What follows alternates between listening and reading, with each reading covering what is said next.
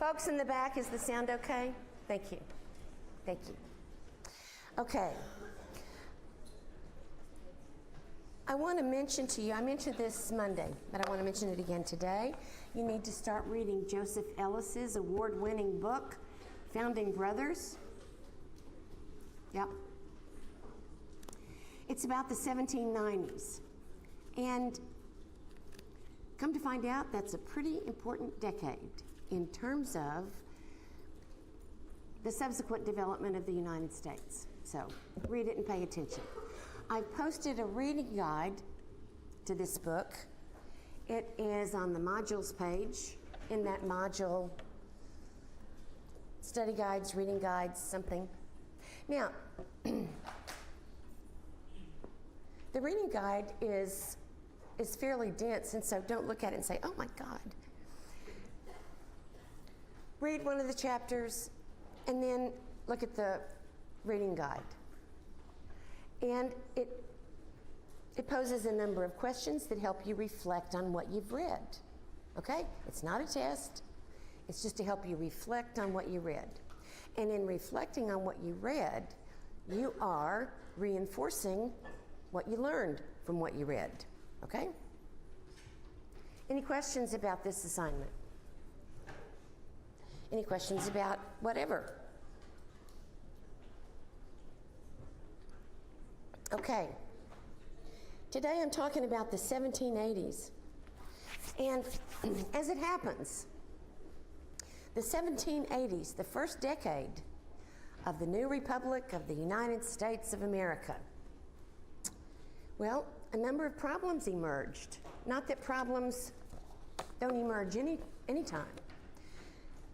But these problems, in many ways, seemed self-generated. They weren't problems coming from the outside. It wasn't the British demanding anything or doing anything. No. These were some pretty tough problems. To begin with, even before the war was over, people realized that the Articles of Confederation had some weaknesses. And those weaknesses might someday need to be repaired. In 1777, the Second Continental Congress wrote the Articles of Confederation. And when they wrote the Articles of Confederation, creating the government for the new nation, they quite intentionally established a very weak central government. They had just won the revolution against a nation with a very strong central government, a monarch and a parliament that virtually assumed to represent everyone in all of the colonies, as well as everyone in England, even those who didn't vote, couldn't vote. And of course, they had, as you know, they had an intense fear of concentrated power. They had an intense fear of institutions where power was concentrated at the top, because that concentration of power at the top could become tyrannical. It could become oppressive, so best to avoid it. So the new nation was, the government of the new nation was outlined in the Articles of Confederation, and the Articles quite intentionally provided for a weak central government. There was a president, there was a Confederation Congress. They had very little authority over anything. Another thing that the Articles of Confederation provided for is that each state, the colonies turned themselves into states, and even before the Revolutionary War was over, all of these new states wrote constitutions. The Constitution for the state of Virginia, for the state of New Hampshire, for the state of Massachusetts. And the Articles of in the Articles of Confederation, it was quite clear, it made it quite clear that each state retained its sovereignty. You understand what that means? Nobody can tell any state what to do. How's that going to work? Well, turns out there were some problems. The weaknesses in the Articles of Confederation, or in the government created by the Articles, first became obvious during the war because, and after the war, because the Confederation Congress had no power to raise taxes. The power to raise taxes was singularly with all the states, 13 of them. Would y'all please not talk? You don't have to come to class. You can go outside and talk. I just find it really distracting, as I've told you many times. So, will you please not do it? Write notes to each other. Okay? Thank you.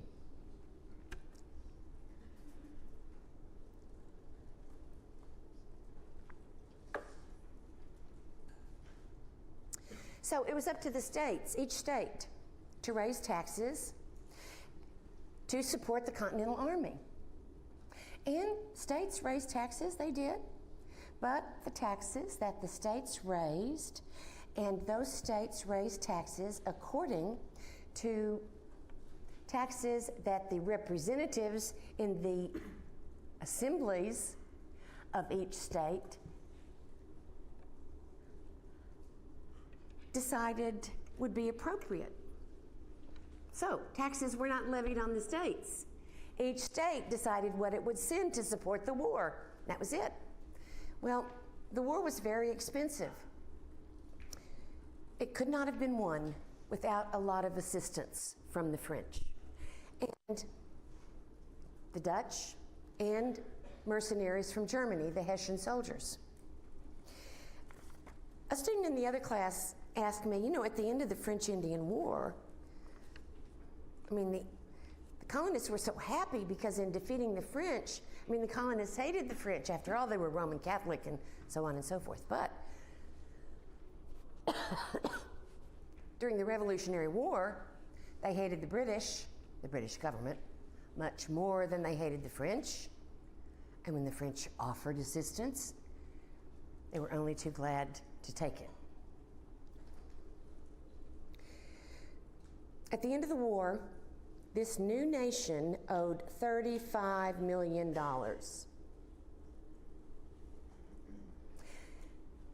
Parts of the French army, led by General Lafayette, assisted the Revolutionary War soldiers. That was helpful, but we also borrowed money from French banks, and we borrowed money from Dutch banks. And when you borrow money from banks, they want you to pay it back.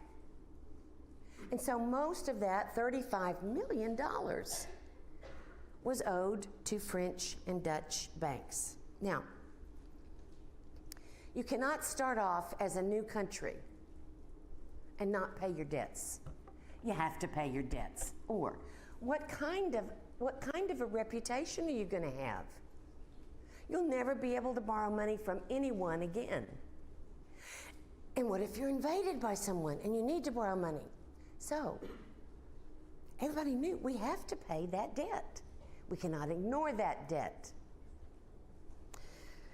So what were they going to do? Well, they were actually borrowing more money from abroad to pay the accumulating interest on the debt. That's how bad things were. And then here, within the United States, there were incessant demands from creditors, from people, businesses with money, who loaned the government, the new government of the United States of America, money to support the war effort, or who bought the equivalent of government bonds to support the war effort. Well, the bonds had come due, but the government couldn't make good on their bonds. Well, this was upsetting. This was very upsetting.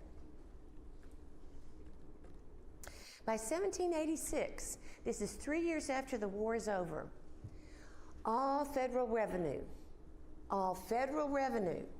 amounted to no more than $370,000. That's the revenue for the entire nation, $370,000. And there's a $35 million debt. Well, where are they getting revenue? Well, there are some tariffs. States are contributing, but there's clearly not enough federal revenue to pay this national debt. This was a crisis. And so people were beginning to say, some people were beginning to say, maybe there are some weaknesses in the way, in the structure of the government we created. And then there were other problems that revealed weaknesses in the government created by the Articles of Confederation. You know how many people, before the war, during the war, after the war, were eager to move west of the Anglo-American frontier.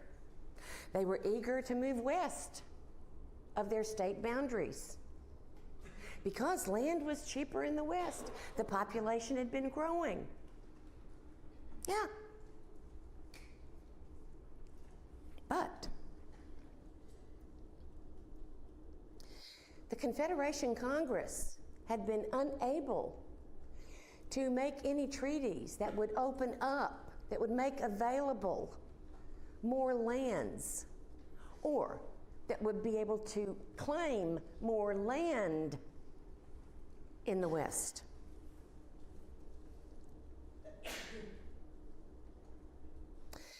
Congress did pass 3 laws.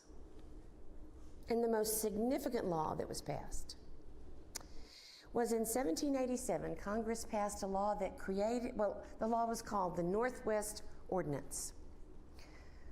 I'm already behind on my slides, I'm sorry.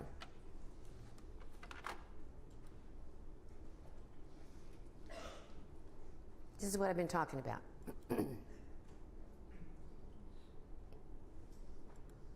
Okay, you see the Northwest Territory. So, the Confederation Congress deemed that the Northwest Territory of the United States of America. Did he get Pontiac's permission? No.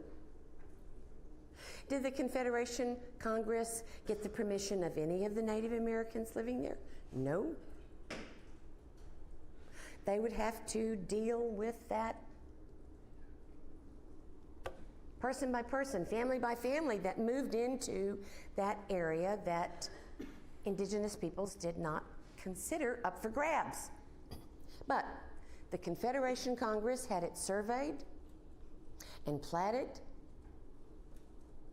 and they had the boundaries drawn, and they said, this is the Northwest Territory, and it's open for sale.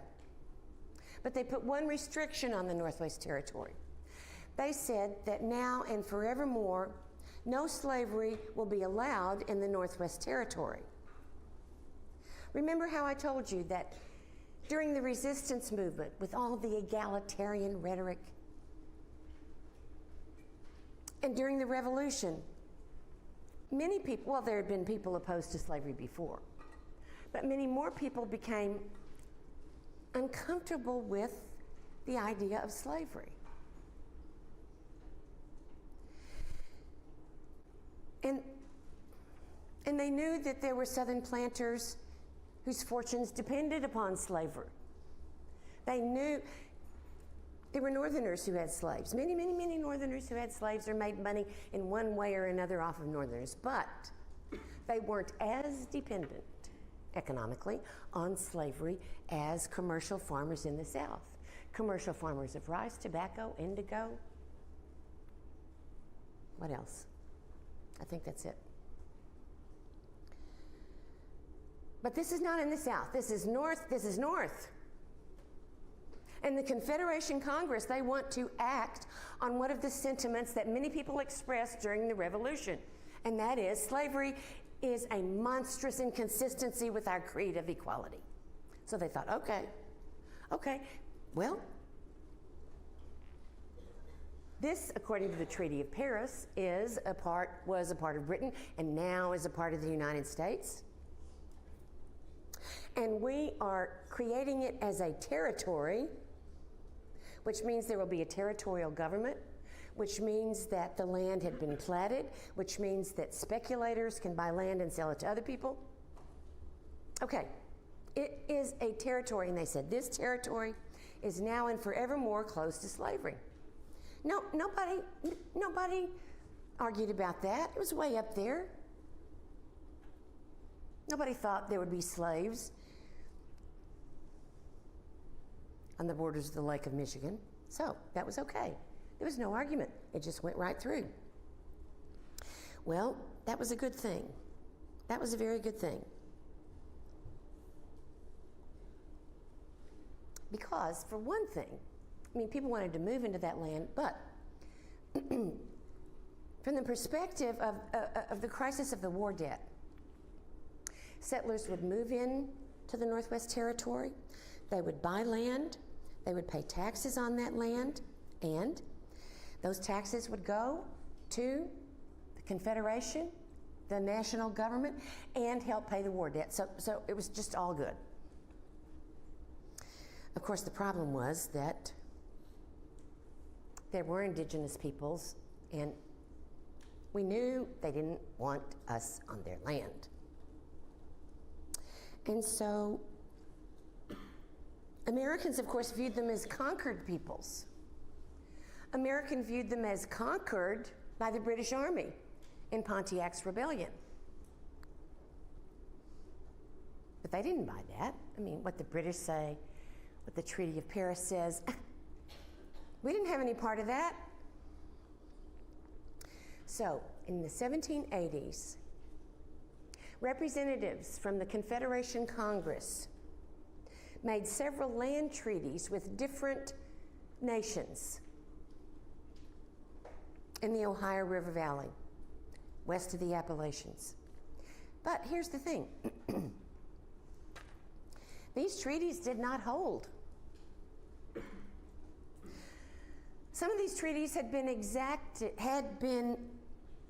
exacted under threat of force, and therefore had been approved by only a few tribal leaders who, with a gun to their head, said, okay, I'll sign. And then when the rest of the nation heard this, they said, no way. For example, the 1784 treaty negotiations with the Iroquois Nation were in fact, conducted at gunpoint after several hostages were taken to further coerce the Native American delegates to this treaty meeting. So by the mid-80s, most tribal groups, both above and below the Ohio River, were resisting white expansion onto what they considered their land. Well, it was the government's responsibility to make this land inhabitable. And if settlers had to fight their way onto their land, they considered the government had fallen down on the job. The government has these treaties. It has to make good on these treaties. There were farmers, you know, especially New England. The soil is very rocky. It's a small area anyway. It had become very overcrowded. There are a lot of people wanting their own land. That's where land is. There were revolutionary soldiers that were eager to start afresh on the rich soil of what we would later call Kentucky and Ohio.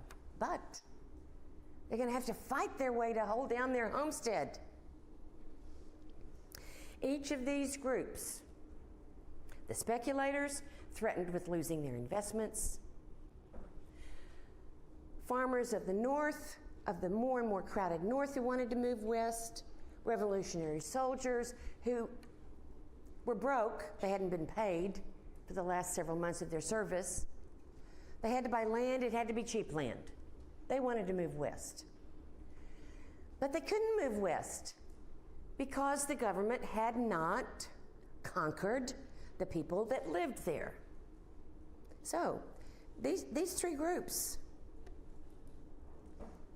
they're upset. They're upset with the national government. And they think, well, what's up? Why aren't they doing this? Maybe they're not strong enough to do this. The national government needs to be stronger. So here's a big group of people that is arguing for a stronger national government so that they can make good on the treaties that these First Nations signed, so that we can have land that, by the Treaty of Paris, is ours.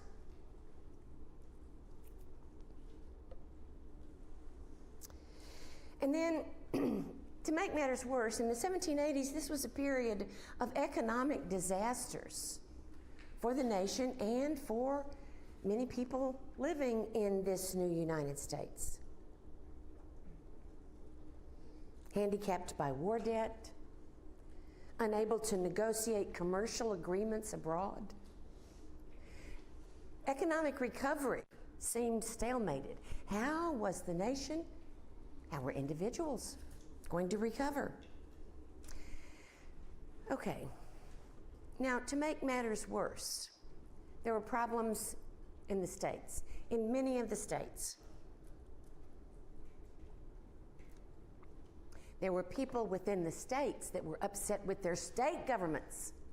There were people within the states that were very happy with their state governments, but in some states there was a lot of conflict.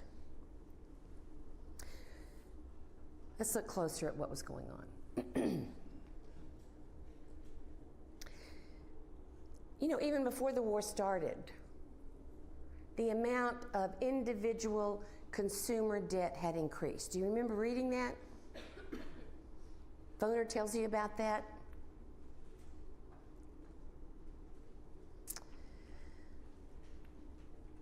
And there was still a lot of individuals, a lot of small and large businesses in this new nation. A lot of these people and businesses were in debt. They too needed to get out of debt. They needed to make money. Now, this was a problem for several reasons. For one reason, these individuals had to pay state taxes. The state government was functioning.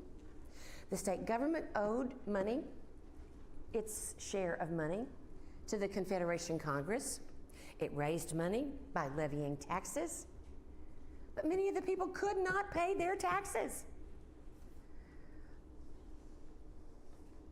And the state taxes were getting higher as the national government got more desperate. Well, some people who had not been in great debt at the end of the war were soon in debt because they borrowed money to buy land west of the Anglo-American frontier. Some had borrowed money to finance the sale of goods to the Continental Army. Yeah, I'll sell all this to the Continental Army because when we win the war, I'll get it back and that'll be good. I would have supported the war effort and it'll be a good business deal. It didn't occur to anybody they wouldn't get their money back. Now, at this time, there were no banks. There were no banks. Banks did not yet exist in the United States. So, from whom were people borrowing money? They were borrowing money from people that we will call creditors, okay? Now, who were the creditors? Well, these were rich people that had some extra money. These may have been the rich merchants that weren't in debt after the war. That's how rich they were. These may have been rich businessmen. Anyway, there were people. Not everybody was in debt. There were people that during the war and after the war still had some money, and they were willing to loan money to help people get their businesses restarted or whatever. But then they needed it back. And they may have loaned money to a retail businessman after the war so that that retail businessman could buy goods, they would be imported goods, to put in his store so that consumers in his county, state, whatever, could buy them. And having sold these goods to people that needed them, the war's over. He would pay this merchant back. But here's what happened. He borrowed the money, he bought the imported goods, he put them on the shelves. The consumers came in to buy them because they hadn't been able to buy a lot of stuff during the war. There was a lot of pent-up demand. They came in to buy stuff. They said, listen, I need candles, I need this, I need that, but I served in the war and we weren't paid for the last several months, and will you give me credit? And he says, sure, I know you're good for it. So, okay. So there was credit, debt upon credit, debt upon credit. And the indebtedness in the nation resembled something like a pyramid. And at the top were the wealthy businessmen who had loaned significant sums of money or had loaned money to a whole lot of different people, believing that when the war's over, prosperity will return and we'll all be good. Okay, and then they loaned money to these, say, retail stores who bought the goods to put in their retail stores or whatever. And their people bought on credit, and so nobody's getting their money back. Down here at the bottom, we have poor farmers and Revolutionary War veterans, and they got nothing. But they owe money. It is a debt crisis. It is a serious debt crisis in the nation. Because state taxes can't be paid, the nation can't get out of debt, individual businessmen are going to lose their businesses, some people are going to lose their land, some people are going to, it could be a financial collapse. You've heard of those. Okay. Well,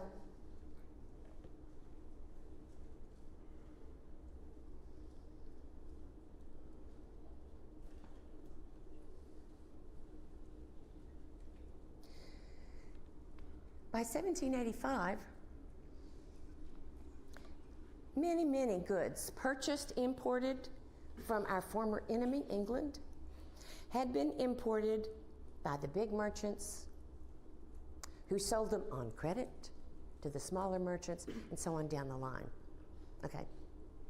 And then because the people at the bottom of the pyramid couldn't pay them back, and so on, the big merchants couldn't pay the Bank of England, from whom they had borrowed money to buy all these goods. You see? So now the Bank of England is saying to the wealthiest merchants at the top, some of whom had loaned their own money, some had borrowed money believing that end of war prosperity would return. It didn't. And so now there are people that owe the Bank of England a lot of money. Oh my God. And the Bank of England is owed so much money that it's even worried about its existence. And it's threatening to call in its debts. That truly would create a serious financial collapse. So, in the midst of this crisis and then pending bigger crisis, people are feeling, I just talked to you about sort of what it looked like, what the big picture looked like. But families, planters, small farmers, And businessmen, what it felt like to them is, oh my God, I'm going to lose my business. Oh my God, I'm going to lose my land. Oh my God, you know, the guy I buy this from is not letting me buy anymore. And so I can't get this, that, and the other for my kids. And if I can't pay him back pretty soon, is he going to take my land, my shop, my...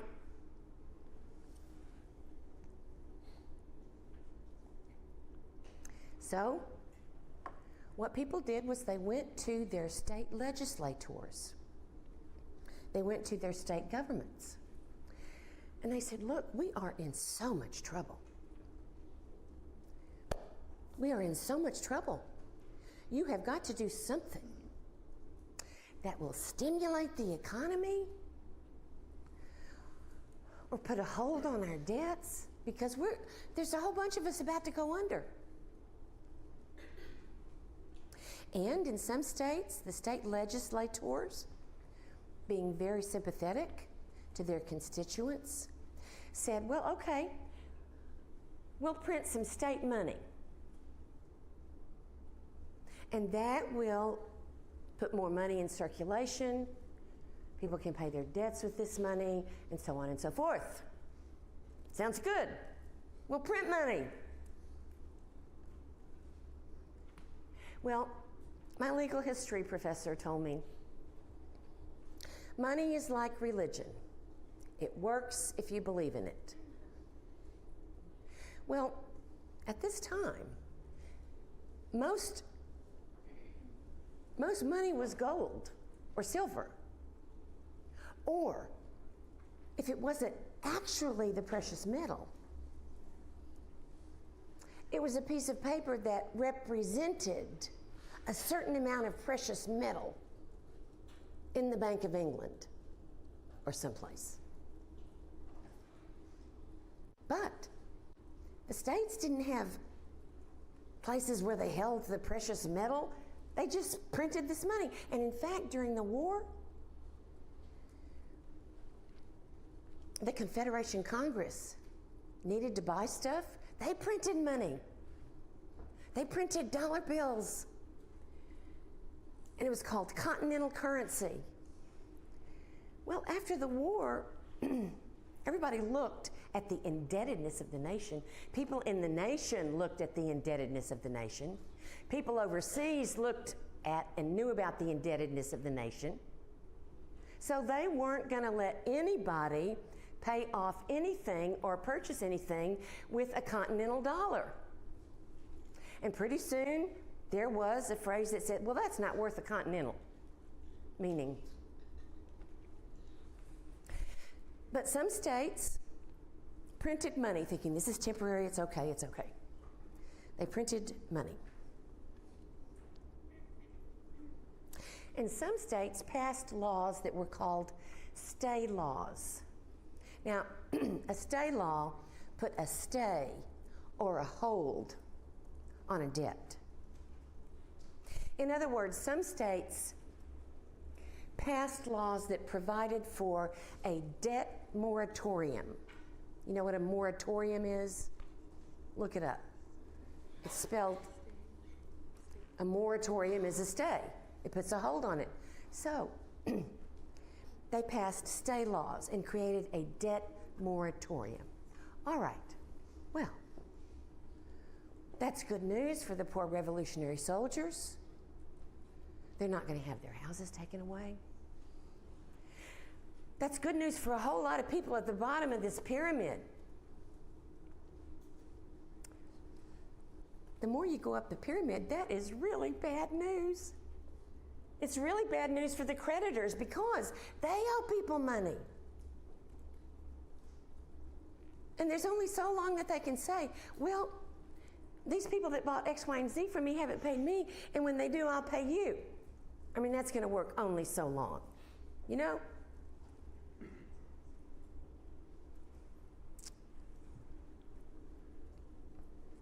So,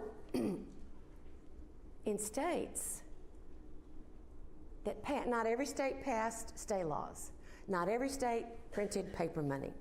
Massachusetts, for example, there was a lot of private debt in Massachusetts. an agricultural depression. The farmers were desperate. And they petitioned their state legislature for relief. And the Massachusetts House of Representatives said, hell no. That's not good economics. And we're not going to print paper money either. In fact, they passed a law setting debts at full face value. And they levied a new round of taxes.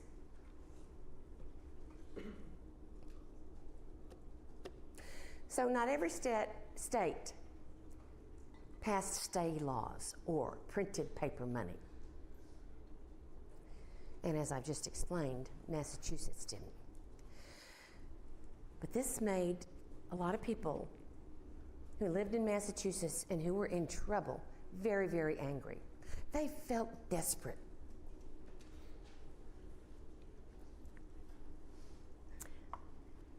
So, these frustrated citizens, they did what they had done when they resisted the British government.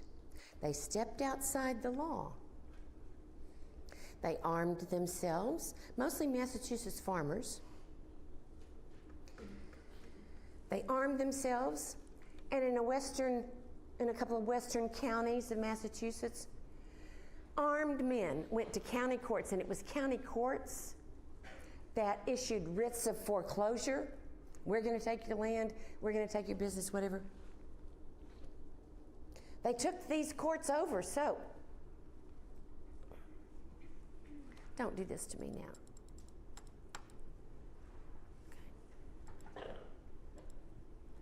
Okay, this is where I am, Shays Rebellion. The leader of this group of desperate farmers and Revolutionary War veterans in Massachusetts was Daniel Shays. And this is known by historians as Shays Rebellion. Oh. Daniel Shays hadn't been paid for his service in the Army. He was heavily in debt. He feared foreclosure. And here's the deal. We don't have this anymore, but if your land was foreclosed upon, and if you were so in debt you couldn't pay it back, you were put into debtor's prison until you could pay it back. But in debtor's prison, you couldn't make money.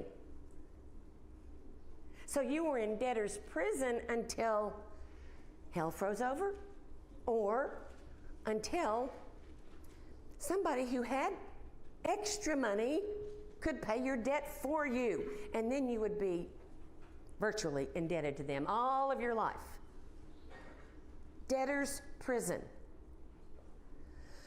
And you're in debtor's prison. Not only can you not provide for your family through work, you can't even steal for your family. You're in debtor's prison. So that's what some of these people faced. Now, Shays Rebellion, 500 insurgents took over 2 or 3 county courthouses to prevent them from issuing writs of foreclosure. Oh. Well, for a while, it looked like Massachusetts was on the brink of civil war. But this whole action fell apart, and the armed men went home. The whole thing was over in about 3 months.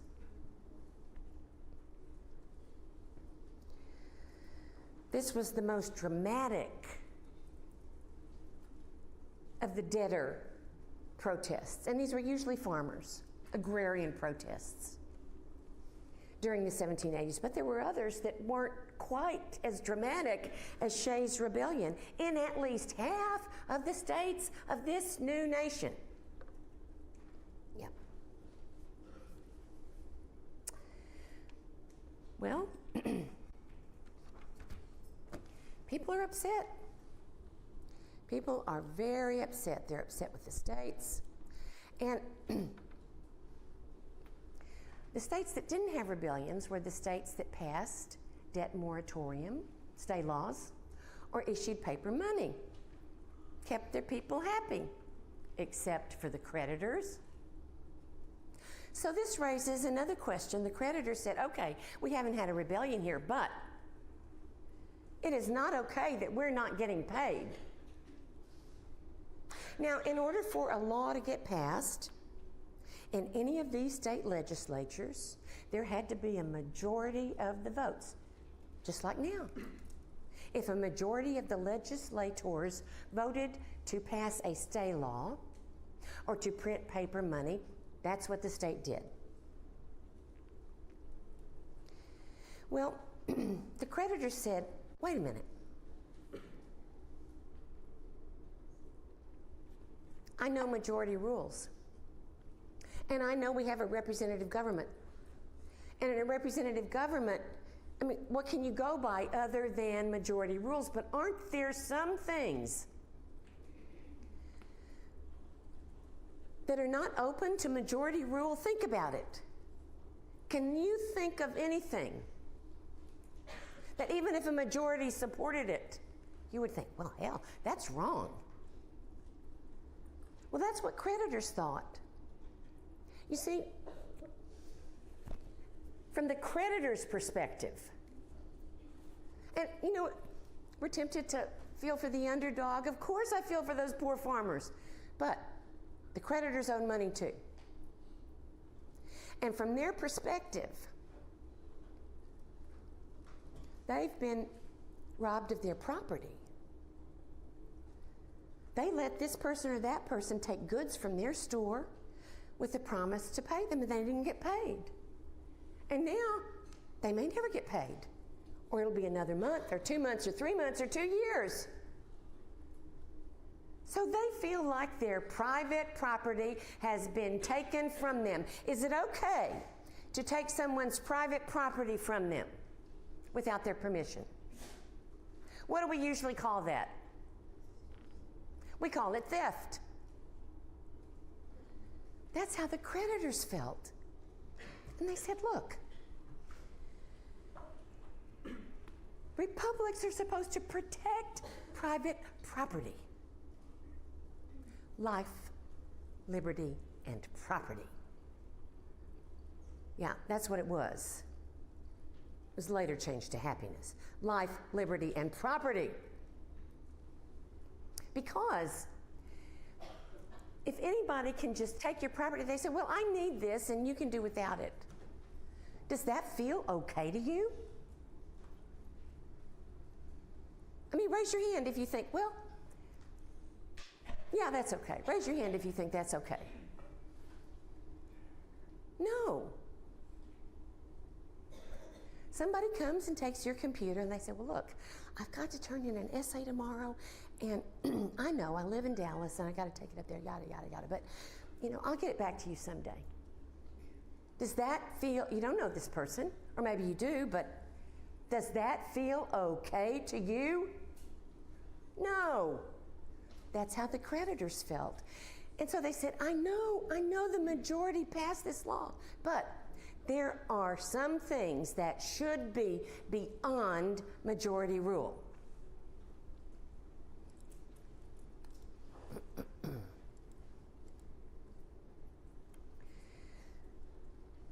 So, creditors were looking at the state legislatures and saying, you know, I know the state legislatures, they're the voice of the people. They're our representatives. And in political theory, they represent the governed. But they're not representing me. In fact, I feel like they're passing laws that, as far as I'm concerned, are tyrannical. And so as far as I'm concerned, this state legislature is a tyrannical state legislature to anybody in the state that has loaned money or whatever to anybody else. We are being oppressed.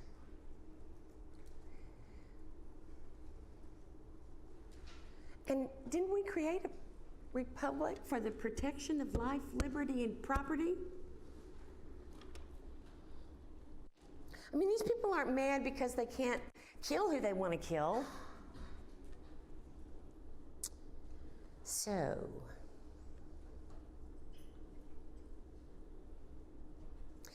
many people began looking at the state constitutions and finding fault in them. And as one man, signer of the Declaration of Independence, said, by 1787, it had become common opinion that the early constitutions of the states were hasty productions on the spur of exigency and the source of all evils of which we now complain. What had the state governments done that had been so wrong? The economic and social instability that we see in these United States during the 1780s was becoming worse as their representative governments became stronger. What kind of sense does that make?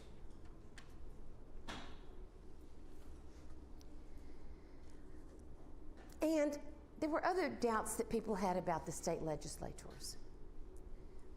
People were so excited. This new republic, the states are sovereign. They elected state legislators, and the state legislatures, many people that hadn't been in politics before, they were like, okay, let's get to work. And so they passed new laws and they struck down old laws. And they were so eager to be representative that they sometimes didn't think things through, like maybe these debt moratoria laws. I don't know. But increasingly, more and more people began to feel contempt for their state legislatures.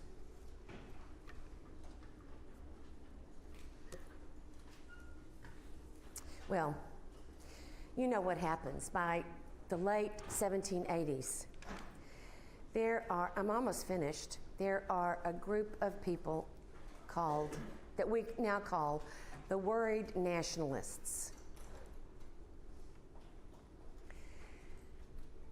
And they think, yeah, there are problems in the state legislatures. And the national government isn't strong enough. It's not strong enough to raise an army to conquer the Indians. It's not strong enough to raise taxes, to pay the debt. It's not strong enough to do anything. And there's problems in the state legislatures. We obviously need to take a second look at the Articles of Confederation. So let's have a meeting and do that. And that meeting, there was a try and then there was another try. But the meeting where they got representatives from all the states to attend was in the summer of 1787, and it was in Philadelphia.